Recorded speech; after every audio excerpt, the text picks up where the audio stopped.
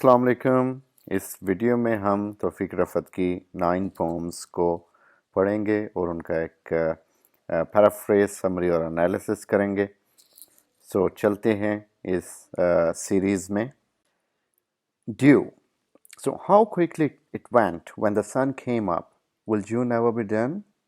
I'm talking of dew, or am I? In the scorching blue like thrashed schoolboys. The trees are bent over in pain, heads between their knees. Standing in the shade will get me nowhere, or so I think. So, half moon collection से ली गई ये pome due. सो इसमें due के बारे में बताया गया कि ड्यू यानी शबनम के जो कतरे होते हैं वो किस तरह पड़ते हैं रात को, लेकिन जैसे सूरज की रोशनी होती है तो वो चले जाते हैं। फिर उसके बाद स्कॉचिंग हीट होती है, जिससे जो इतनी ज़्यादा गर्मी होती है कि जो दरख्त होते हैं वो भी अपने आप को छुपाए फेरे होते हैं, यानी ऐसा लगता है कि दरख्त भी जो हैं उन्हें भी शेड चाहिए, यानी इतनी गर्मी है। तो इसमें मैं कहाँ जाऊँगा। अब ये जो नज़म है बेसिकली ये एक तरह से सिर्फ ड्यू के बारे में नहीं बल्कि लाइफ के बारे में। पहले तो ये अगर हम सिर्फ ड्यू और वेदर की बात करें, so since he talks about Pakistan and सब कॉन्टिनेंट, तो यहाँ का जो एक टेम्परेचर है बेसिकली ज़्यादातर गर्म रहता है।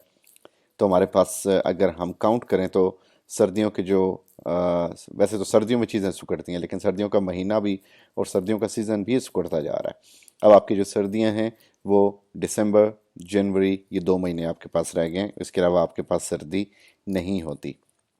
पहले किसी ज़माने में 1983 जब ये लिख रहे थे तब एक स्पेल होता था कि सितंबर ऑनवर्ड, सितंबर, अक्टूबर, नवंबर, दिसंबर, जनवरी, फरवरी और मार्च में जाके थोड़ा सा आपके पास स्प्रिंग आता था। तो 6 मंथ्स जो थे आपके पास तकरीबन इसके होते थे 5 to 6 मंथ्स विंटर के।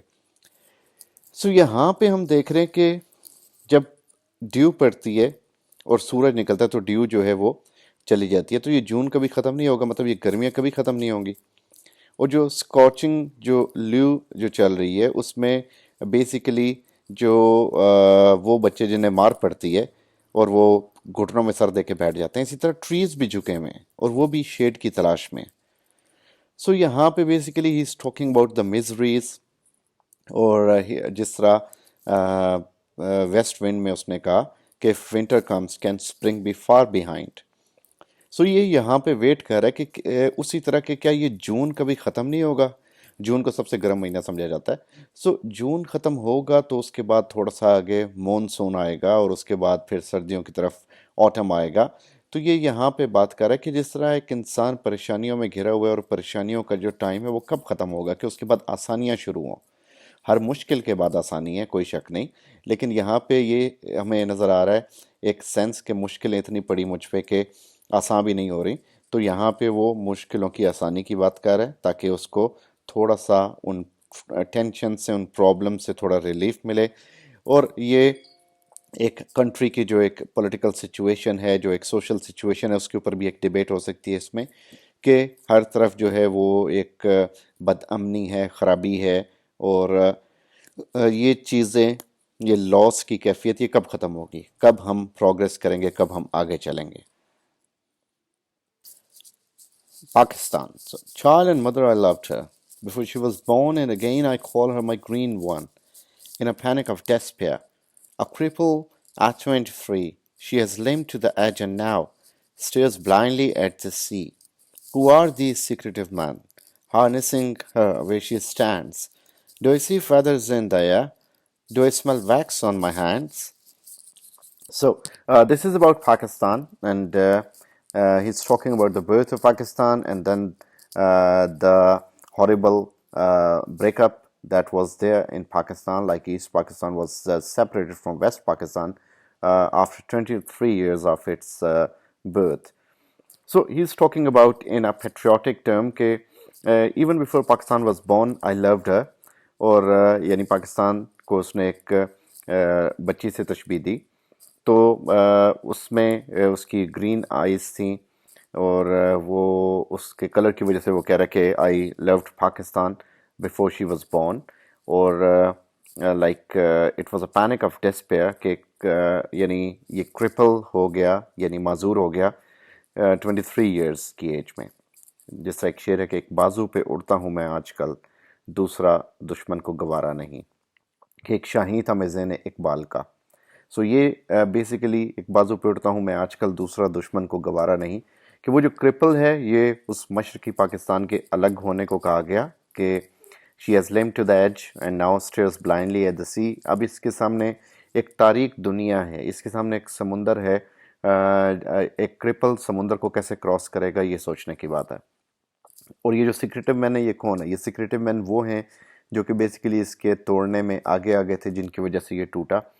और इसको वो हार्नेस करने की कोशिश कर रहे हैं, जहाँ पे ये खड़ा है खड़ी है उसको लेके जा रहे हैं, चलाने की कोशिश कर रहे हैं मुल्क को। अब एक क्रिपल्ड मुल्क को चलाने की कोशिश में। और feathers, do I C feathers in the air और do I smell wax on my hand? क्या मेरे हाथों में वैक्स की स्मेल आ रही है? और क्या मैं फेदर्स देख रहा हूँ हवा में उड़ते हुए? क्या आप जिस तरह परिंदों पे जब हमला करते हैं तो जब वो उड़ते हैं बौखलाहट में तो उनके पर जो हैं वो आसमान में जाते हैं, बिल्ली जैसे एक पिजन के उस कूप पे हमला करती है तो वो हवा में उनके पर बिखरे होते हैं। इट मीन्स कि एक मैसेकर हुआ, डेथ्स हुई। सो ये गालबन उन डेथ्स की तरफ इशारा है, उस उन ट्रबल्स की तरफ इशारा है। सो पाकिस्तान एक छोटी सी नज़म जिसमें उसने बहुत इंपॉर्टेंट थीम बता दिया ईस्ट और वेस्ट पाकिस्तान की अलहदगी का। ड्रॉट एक और नज़म, एक लंबी नज़म है लेकिन इसमें इन्होंने बहुत ज़्यादा सोशल सिचुएशंस को यहाँ पे दिखाया, जैसा मुल्क कैद साली का शिकार हो जाता है तो उसमें कौन करता है, उसका फ़ायदा किसको होता है, कैसी कंडीशंस होती हैं, ये सारी बातें इसमें बताई गई। सो ड्रॉट जो है उसको वो कह रहे हैं कि पिटीलेस स्काई, यानी ऐसा आसमान जिससे बारिश नहीं बरसती। क्रॉप्स जो हैं वो ख़राब हो जाती हैं, बॉयज़ जो हैं वो बारिश के इंतज़ार में हैं, और हर तरफ रिफ्यूज़ यानी गंद पड़ा हुआ है। और म्यूनसिपल का जो म्यूनसिपल कमेटी का जो ट्रक है वो भी उस रिफ्यूज़ को नहीं उठा रहा। और यहाँ पे ये सारा कुछ देखते हुए एक स्कूल जो मैट्रन है, एक स्कूल की एक हेड, एक principal, when she sips her Sunday T and newspaper, तो उसकी आंखों में आंसू आ जाते हैं ये सारी सिचुएशन पढ़ के। साथ साथ वो क्या कर रही है, अपनी एक वेल फेड कैट को, एक डोमेस्टिकेटेड एनिमल को, अपने पेट को स्ट्रोक कर रही है, साथ साथ उसकी आंखों में आंसू आ रहे हैं, जिसको मगरमच्छ के आंसू कह सकते हैं। ये कह सकते हैं कि बंदा जो घर पे बैठा हुआ है अयाशी कर रहा है, उसका जानवर इतना पला बड़ा है लेकिन बाहर इंसान भूखे मार रहे हैं, तो उसके इस स्कूल के हेड होने का फ़ायदा, उसकी इस एजुकेशन का क्या फ़ायदा, और उसके इस रोने का क्या फ़ायदा? अगर उसके आंसू वाकई जेन्युइन है तो उसके इस रोने का भी फ़ायदा नहीं है। सो जो फेमाइन्स हैं they happen in every country when there comes a problem, और हमें हमारी पिटी की ज़रूरत होती है इसको, यानी हर बंदे को उसमें बढ़ चढ़ के आगे आना चाहिए। और जिस तरह मॉस्क्स हैं टाउन में, हर विलेज के अंदर स्पेशल प्रेयर्स उसमें की जाती हैं ताकि बारिश हो, खुदा राज़ी हो। लोग जो है अपने उन एनिमल्स को सेक्रीफाई कर रहे होते हैं जिन्होंने मारी जाना है, जो कि इतने कमज़ोर हो चुके हैं कि जिन्होंने यानी हतमी तौर पे मारी जाना है, तो वो उनको अल्लाह की राह में कुर्बान कर देते हैं। तो ये क्या हो रहा है? कोई जादू है, कोई स्पेल है, कोई वुडू है? तो इसका फ़ायदा किसको होता है? विच डॉक्टर्स को, यानी ये जो बाबे बैठे होते हैं आमिल, सेंट्स को, पामिस्ट को, फेथ हीलर, ये जो डॉक्टर्स हैं, सिर्फ इस हमारी इस परेशानी का फ़ायदा इनको होता है। ये इस चीज़ से फ़ायदा होता है। जैसा ब्लैक डेथ में बहुत सारे लोग जिन जो कि क्योर कर सकते थे उन्होंने पैसा बनाया, जैसा चौसर का जो डॉक्टर था, द लाइक फिजिशियन, उसने बहुत पैसा बनाया। तो इन लोगों को इसका फ़ायदा होता है। सो क्राइसिस जो है वो ओवर होता है, नहीं होता, कब ओवर होता है? इसमें यह है कि like it was there intervention that tip the scales in our favour. तो फिर ये होता है कि इमदाद आती है और हमें मदद मिल जाती है। नेक्स्ट ईयर के एल्स, नेक्स्ट ईयर के कर्सेस जो क्योर्स जो हैं वो तैयार हो जाते हैं। बेसिकली इसमें क्या है कि बहुत सारी चीज़ें मैन मेड होती हैं। जैसे आपने इल्यूमिनाटीज का सुना हुआ है, तो वो कहीं पे चाहे तो ड्रॉट ले आते हैं, कहीं पे चाहे तो पैसा दे के जो एक दजाली सिस्टम चल रहा है वो उस तरीके से उनकी हेल्प आउट कर देते हैं। वो कहते हैं the level of the water in the well sinks daily, रोज़ बरोज़ कुएं का पानी खुश्क हो रहा है। और क्लियर मॉइस्चराइज़र उसमें से शो करता है कि पहले बकेट डालते ही पानी ऊपर आ जाता था लेकिन अब नहीं आ रहा। تو یہاں پہ بہت سارے پرابلمز ہیں جس میں یہاں پہ دکھایا گیا ہے کہ جس میں جیسے وہ کہتا ہے کہ but how is one to describe the gradual drawing up of love. چلو یہ تو پانی خشک ہو رہا ہے، لیکن جو لو ڈرائی اپ ہو رہا ہے اس کا کیا کریں گے؟ اب وہ پھر ایک اور سین دکھائیں جس میں بفلو، اس کی اسکل ہاف بیریڈ ہے سوئل کے اندر، وہ بھی ڈراٹ سے مر گئی. تو یہاں پہ بیسیکلی بتایا جا رہا ہے کہ رین کلاؤڈز کا انتظار ہو رہا ہے اور ایک مرسیلیس اسکائی ہے ہمارے اوپر، پرابلمز ہیں، پریشانیاں ہیں. تو یہ بیسیکلی اس میں وہ کہہ رہے کہ نو پریئر اور talisman can halt the drought spreading in the eyes. کہ ایک وہ جو ڈراٹ، یعنی لوگ باہر کی ڈراٹ کے لیے تو کام کر لیتے ہیں، لیکن واٹ اباؤٹ دیٹ ڈراٹ جو کہ ہماری آنکھوں میں، جو کہ ہمارے دلوں کے اندر ایک خشکی آ چکی ہے.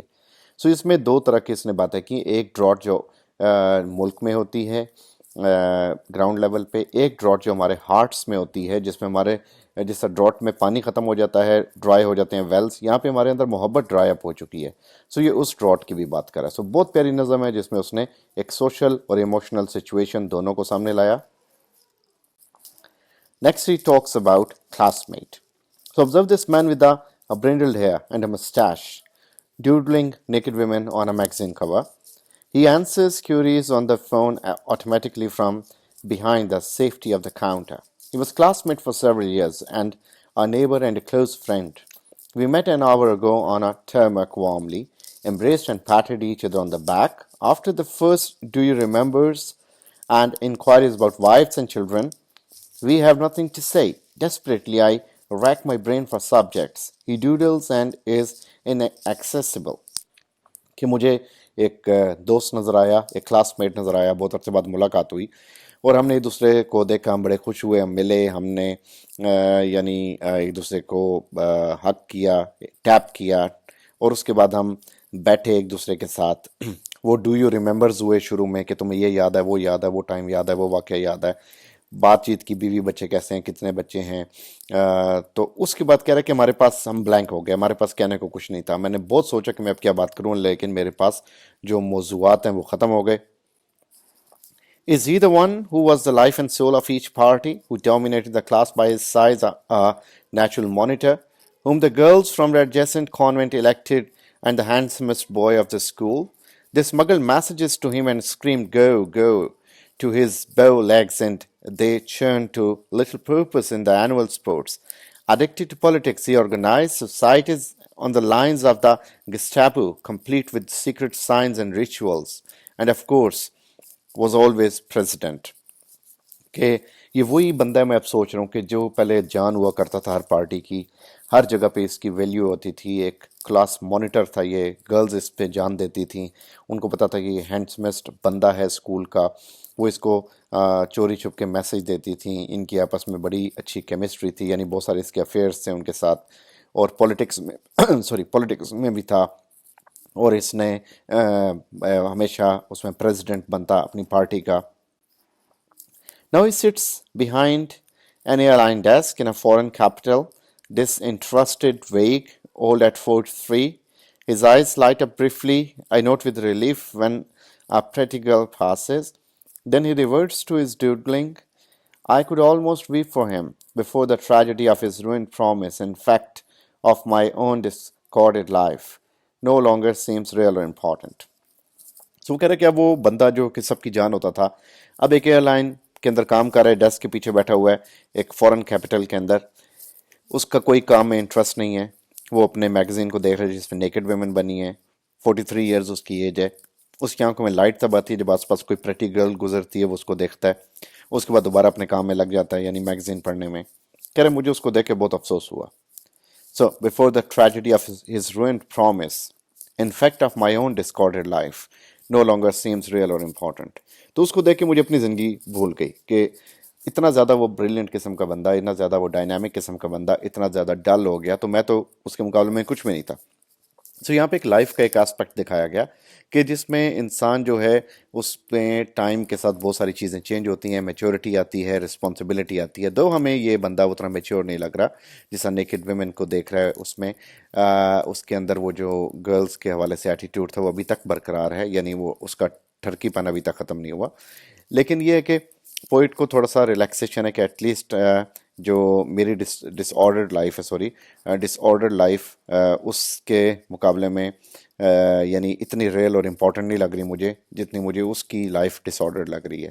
کہ میں تو چلو تھوڑا بہت چینج ہوا، لیکن وہ اس کے اندر تو زمین آسمان کا چینج آیا، اور جو چینج آیا وہ برا چینج آیا، کچھ بہتری مجھے اس کے اندر نہیں لگ رہی. اکھول میں سو یہاں پہ وہ ایک اور موسم کی صورتحال بتا رہا ہے کہ جس طرح یہ جو مہینہ ہے میں، یہ جون کی آمد ہے یعنی گرمیوں کی آمد ہے. یہاں پہ وہ بتا رہا ہے کہ میں ابھی تک ٹھنڈا ہے، اور یہاں پہ بیسیکلی اس میں گندم کٹ چکی ہے. لوگ جو ہے گندم کو اٹھا کے شہروں میں ٹرانسپورٹ کر رہے ہیں. اب کیونکہ وہ فری ہو چکے ہیں تو شام کو وہ بیٹھتے بھی ہیں، گپے بھی لگاتے ہیں، سوشل بھی ہوتے ہیں. میں بھی ان کے ساتھ بیٹھتا ہوں. لیکن میں ساتھ ساتھ یہ بھی سوچ رہا ہوں کہ جو ڈیزرٹس ہیں ان میں ابھی تک جو ونڈ ہے وہ برننگ ونڈ ہے، وہ سٹارٹ ہو چکی ہے. نارتھ میں جو گلیشیئرز ہیں وہ ہیو کر رہے ہیں، یعنی سانس لے رہے ہیں، یعنی میلٹ ہو رہے ہیں، اور ان کی جو برف ہے وہ پگھل کے دریاؤں، نہروں سے ہوتی ہوئی، نالوں سے ہوتی ہوئی درختوں تک پہنچے گی، اور ہر پتے تک وہ ٹھنڈا پانی پہنچے گا، اور وہ پتے، وہ پودے جوان ہوں گے. سو یہاں پہ بیسیکلی ایک اس میں کوئی چھپا ہوا ایسا نہیں ہے. He is talking about subcontinent weather, جس میں آپ دیکھتے ہیں نارملی کہ کس طرح ویدر کے اندر چینجز آ رہی ہیں، اور کس طرح ویدر کے حوالے سے جو مئی کے اندر گرمی ہے، اور ایک ہی جگہ پہ مختلف جگہوں پہ بہت ساری گرمی یعنی مختلف ویدرز ہیں. سو یہاں پہ ہم یہ کہہ سکتے ہیں کہ ایک ہی ٹائم میں بہت ساری ڈفرینٹ چیزیں ہو رہی ہوتی ہیں. اگر کہیں پہ ٹھنڈ پڑ رہی ہے تو وہاں پہ گرمی بھی پڑ رہی ہے. اگر کہیں پہ گلیشیئرز ہیں ان کا ٹھنڈا پانی آ رہا ہے، تو کہیں پہ جو برننگ ہوا ہے درختوں سوری صحراؤں میں وہ بھی چل رہی ہے. So basically he is talking about all kind of climates in a single region. So too many houses.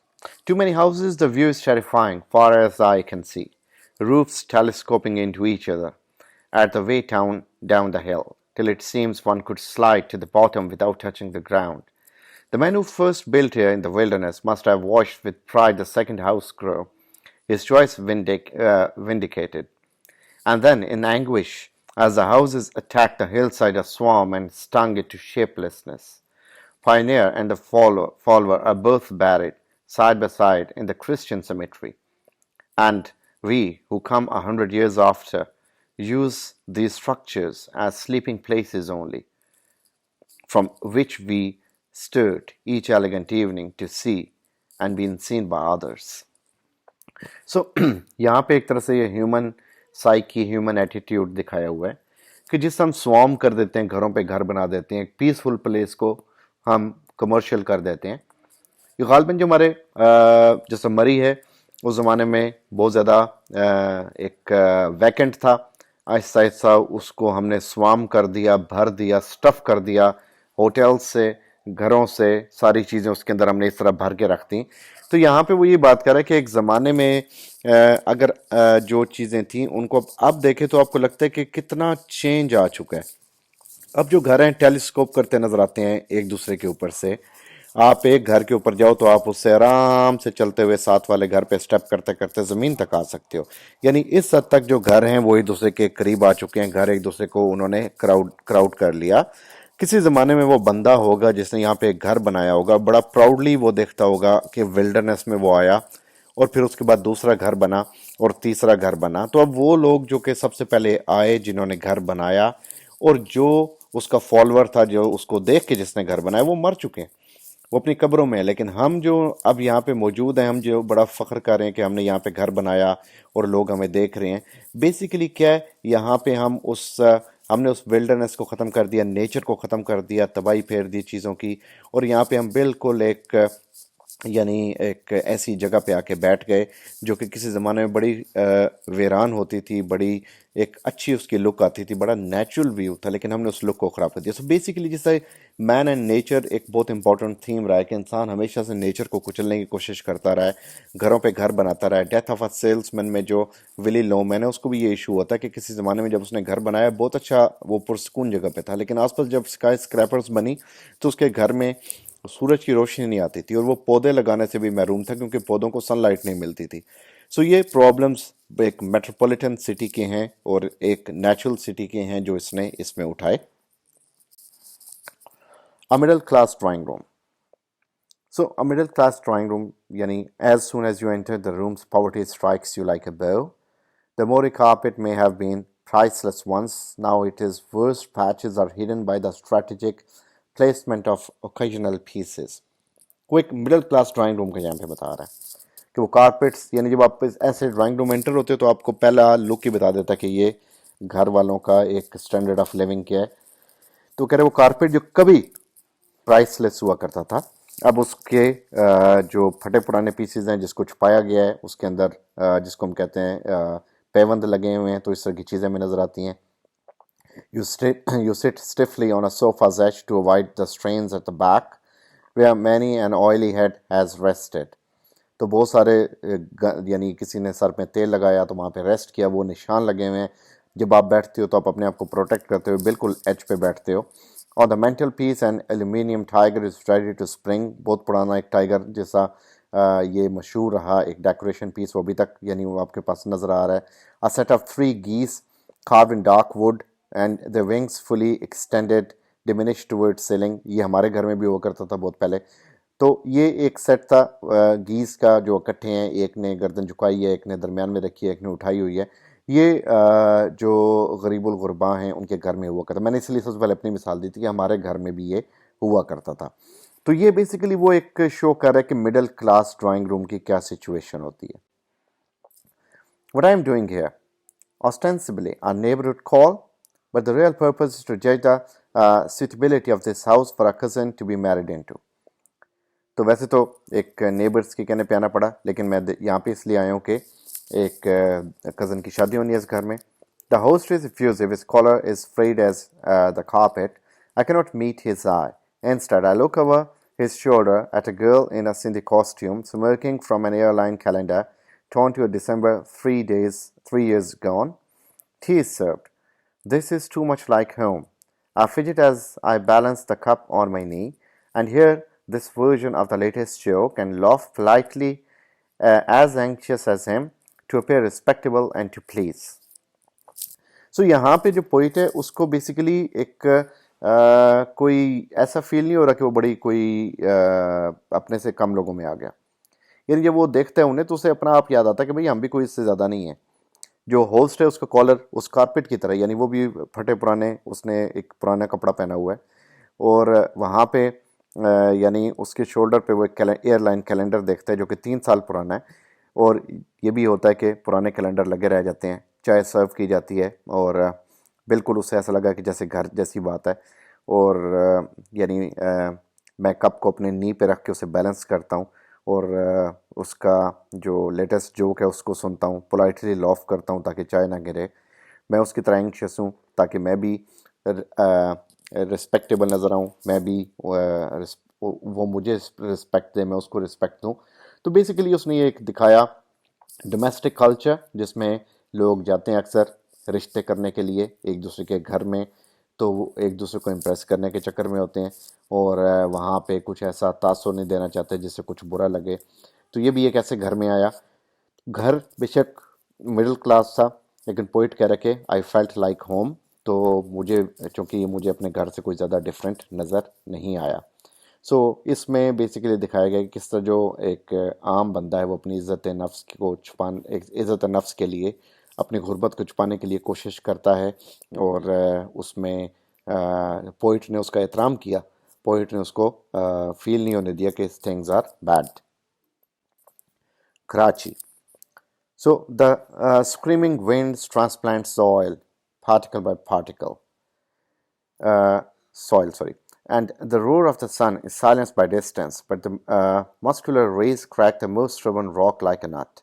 And yes, the sea, biting into the beachhead with an ancient rasping sound, all the factors of nature crowding man off his perch so that the land can return to its ways.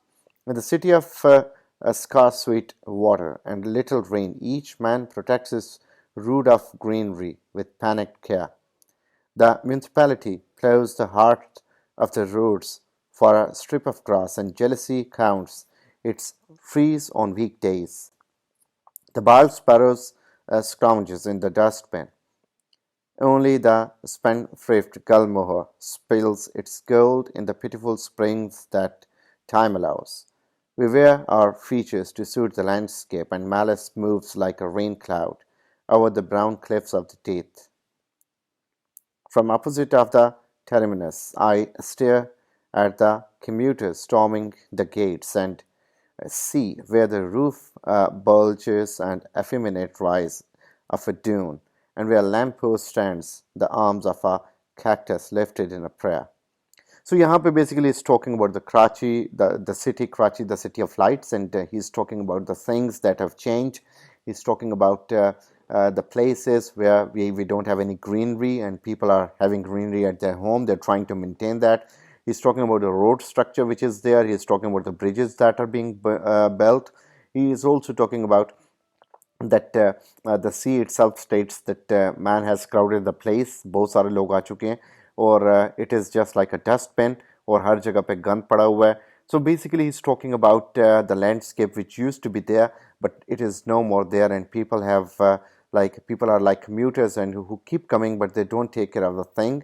So इसमें basically बताया गया कि किस तरह एक मुल्क एक शहर को ख़राब किया गया, कितना वो एक रोशनियों भरा शहर था लेकिन अब उसके अंदर उसको तबाह किया जा रहा है, यानी उसमें ख़राबियाँ की जा रही हैं, ज़्यादा से ज़्यादा लोग आबाद हो रहे हैं, पॉपुलेटेड हो रहा है. पॉपुलेटेड के साथ यानी इसमें सिर्फ लोगों की पॉपुलेशन नहीं बढ़ी बल्कि पोल्यूटेड भी हो रहा है. सो वो जो पोल्यूशन है वो भी इसके अंदर शामिल है.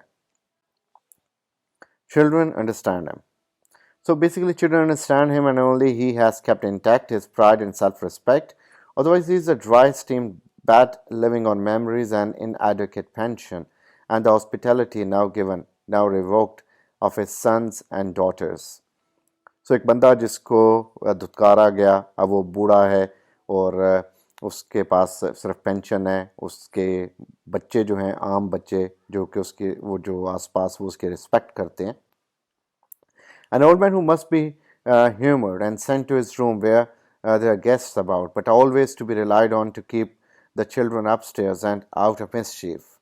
So ये बंदा जिसको ऊपर भेज दिया जाता है और जो ताकि बच्चों को संभाले ताकि बच्चे शरारतें ना करें. Yes, they understand him. From man roar and friendly punches to the chest and damp kisses on scrubbled cheeks, they sail to the harbor of his knees. So यहाँ पे दिखाया गया कि यानी एक फैमिली के अंदर जो एक दादा यानी उसकी जो सिचुएशन होती है, जिस तरह एक बुज़ुर्ग है वो क्या उसकी वैल्यू होती है कि उसको यानी नॉर्मली आपने वो एक नज़म सुनी होगी कि उंज कहंदे कि बाबा वेला रहिंदा, यानी घर दा पानी भर लैंदा वा, काम काज कर लैंदा वा, यानी वो बिल भी तार लेता है, वो सब कुछ कर लेता है, वो बच्चों को स्कूल से भी ले आता है, वो बच्चों को स्कूल छोड़ भी आता है, वो पानी भी भर देता है, वो सब्ज़ी भी ले आता है, वो दाल रोटी भी जो है उसका बंदोबस्त करा देता है. लेकिन कहने को वो जो बाबा है वो वेल है, वो कुछ नहीं कर रहा, वो एक रिटायर्ड बंदा है.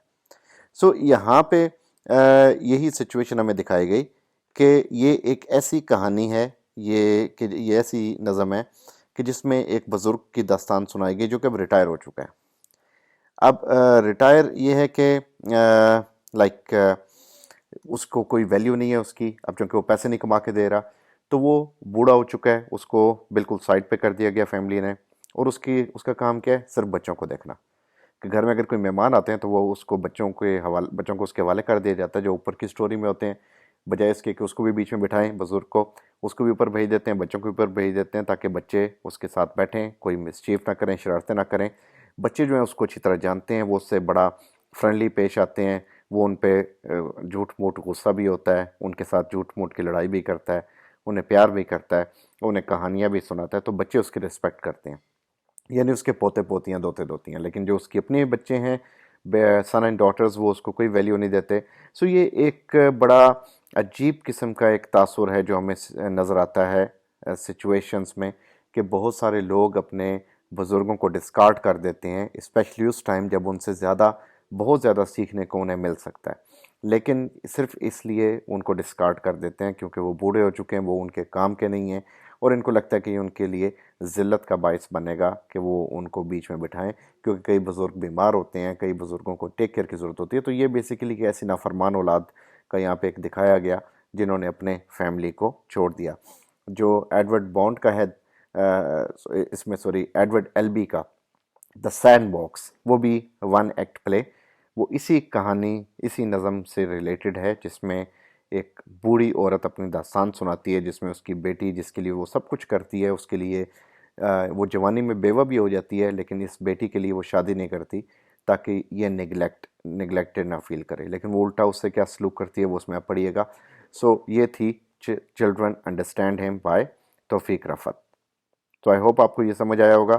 تو اس کو چینل کو ضرور سبسکرائب کیجیے گا اور سب سے شیئر کیجیے گا.